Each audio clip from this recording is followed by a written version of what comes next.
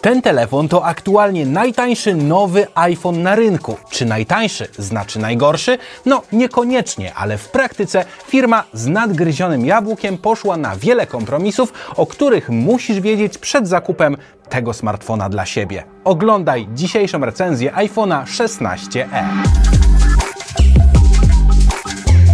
Otwierając pudełko tego telefonu, muszę przyznać, że nic mnie nie zaskoczyło. W środku zatem zostałem absolutne minimum. Sam telefon, narzędzie do wyciągania SIM, kabel USB-C na USB-C i krótką dokumentację. Przyznam, że trochę żałuję, że nawet tych kultowych naklejek z logo Apple nie dodają. Pierwszy kontakt z iPhone'em 16e wywołał u mnie dość mieszane uczucia. Z jednej strony muszę oddać, że czuć tutaj typową dla Apple dbałość o szczegóły i precyzyjne spasowanie wszystkich elementów. Nic nie trzeszczy, wszystko wydaje się solidne. Z drugiej jednak strony uderzyły mnie te ostre krawędzie, przez które telefonu nie trzyma się tak dobrze w dłoni. Zdecydowanie widać tutaj brak konsekwencji wyglądu, chociażby względem innych modeli z serii 16. Braku konsekwencji zabrakło też w tym, co jest u góry ekranu. Zamiast klasycznego Dynamic Island jest tutaj klasyczny notch. Przyznam szczerze, że trochę tego nie rozumiem. To nie tylko kwestia wyglądu, ale przede wszystkim funkcjonalności. Apple dość mocno promowało przecież ten bajer od kilku generacji. Programiści zresztą odwalili kawał roboty, żeby przystosować apki do tego, no i cyk, nowy telefon.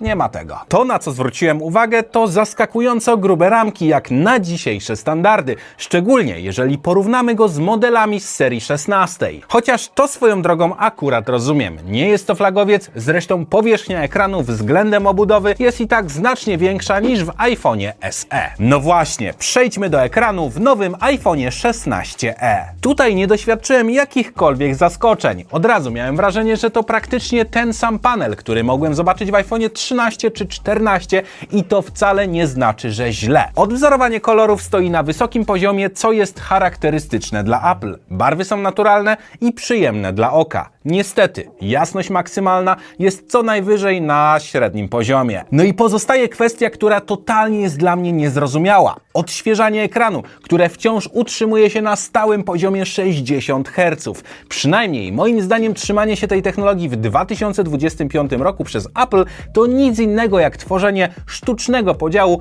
pomiędzy urządzeniami. Tak, przecież androidowa konkurencja ma 120 Hz w znacznie tańszych modelach. Sercem 16e jest co prawda układ Apple A18, ale od razu wyczułem, że nie jest to ten sam procesor, który znalazł się w podstawowym iPhone'ie 16. Apple specjalnie się tym nie chwali, ale został on okrojony o jeden rdzeń graficzny. Faktycznie, na papierze to gorszy układ, ale w praktyce nie ma to większego znaczenia w codziennym użytkowaniu. Jednak największym wyróżnikiem iPhone'a 16e miał być Apple Intelligence. No właśnie, aktualnie to najtańszy telefon w ofercie producenta, który oferuje AI od Apple. Mimo że Apple Intelligence miało dopiero co premierę w Europie, to nadal nie jest dostępne w języku polskim. Aby z niego korzystać, trzeba też zmienić język całego telefonu, co moim zdaniem wydaje się bezsensownym rozwiązaniem. Ale teraz przejdźmy do aparatów, w zasadzie to jednego głównego aparatu. 16e zgodnie z oczekiwaniami budżetowego modelu ma tylko jeden aparat z tyłu oraz pojedynczą kamerę do selfie. Główna matryca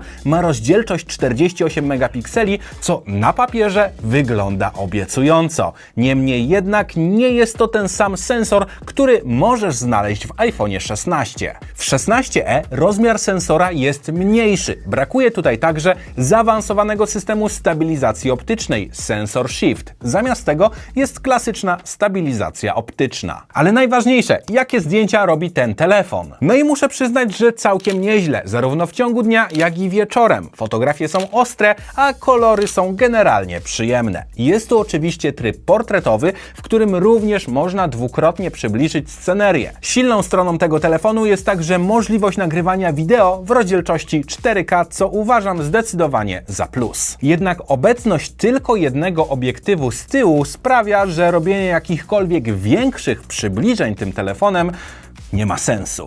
Apple nagina tutaj trochę rzeczywistość, twierdząc, że ten aparat oferuje dwukrotną opcję zoomu optycznego, co nie do końca jest prawdą. To po prostu cyfrowe powiększenie kadru z głównego sensora. Niemniej jednak brak teleobiektywu nie przeszkadza mi tak jak brak aparatu szerokokątnego. W wielu sytuacjach chciałbym móc uchwycić szerszą perspektywę, a tutaj do dyspozycji jest tylko jedno oczko. Oczywiście ten jeden aparat w większości sytuacji będzie wystarczający, zwłaszcza jeżeli ktoś nie potrzebuje robić zdjęć teleobiektywem czy ultraszerokim kątem.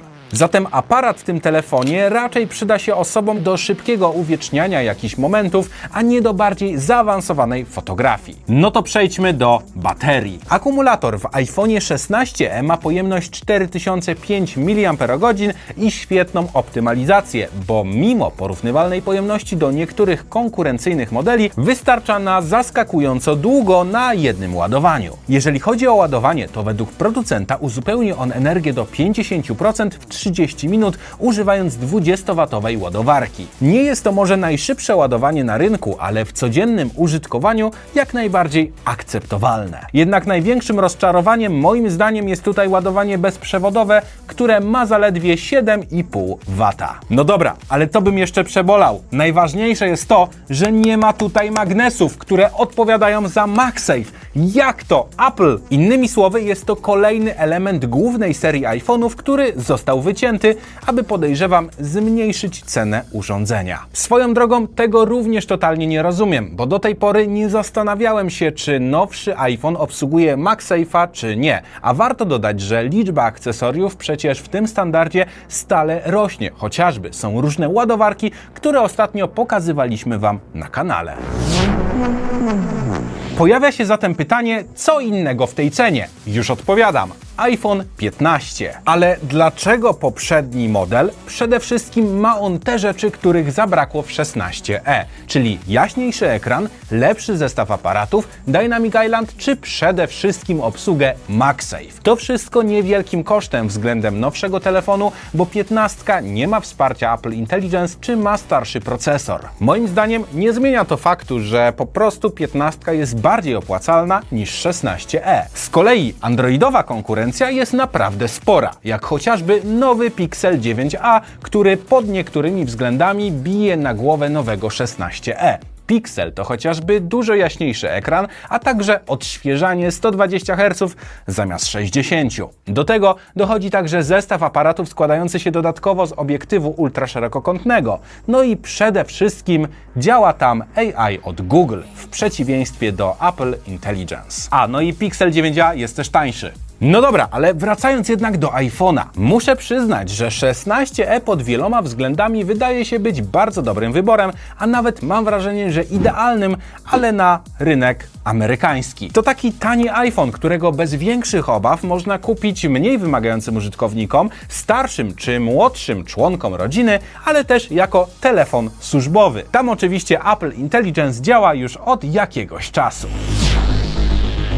My jednak nie żyjemy w USA, a w Polsce, gdzie niestety jednej z najważniejszych i najbardziej reklamowanych funkcji przez Apple w ojczystym języku aktualnie po prostu nie ma. A Ty co sądzisz o najnowszym smartfonie od Apple? Daj znać w komentarzu. Może masz jakieś inne propozycje smartfona w tym budżecie? Koniecznie podziel się tym w sekcji komentarzy, a tymczasem pamiętaj, żeby zasubskrybować kanał. No i oczywiście widzimy się w kolejnych odcinkach. Na razie.